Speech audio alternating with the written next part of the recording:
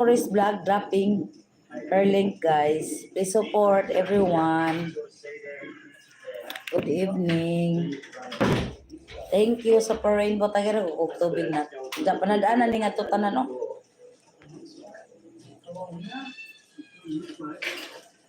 Hello, good evening. Kana po do.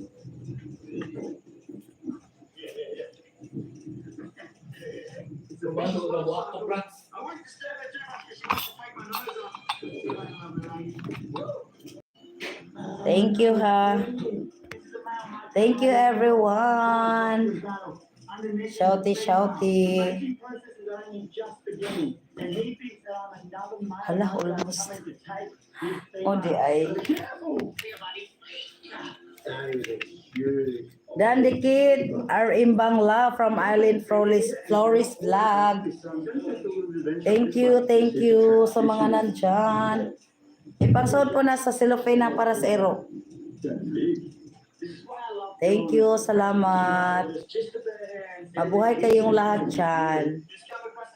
Happy New Year, Happy New Year. Happy birthday to me, Happy birthday to me. And happy birthday to you.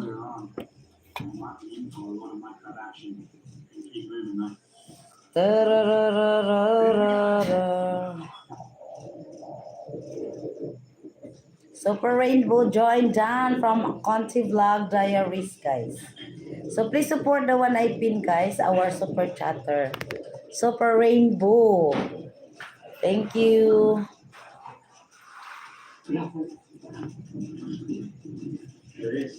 Thank you. I love you.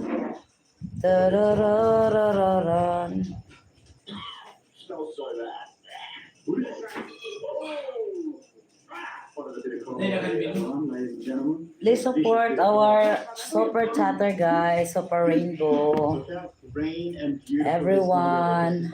I've not seen one this healthy before. So dropping all the old leaves here. Look at that. Thank you, RM. Thank you, my friend Conti. Thank you sa lahat na nandyan. Makes me happy. Mangrove ecosystems are so bloody important. They offer shelter for all the millions and millions of species of fish.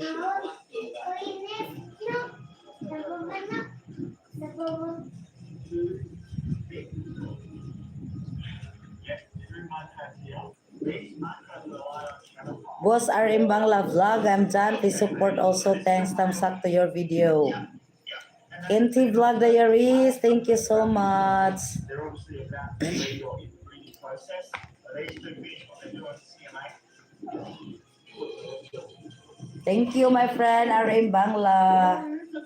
Please watch my video, everyone. Humble request from Conti Vlog Diaries. Guys, please support each one of you there. Just go to the channel of each ang koan. Please watch my video, everyone. Thank you. It definitely isn't the most pleasant feeling.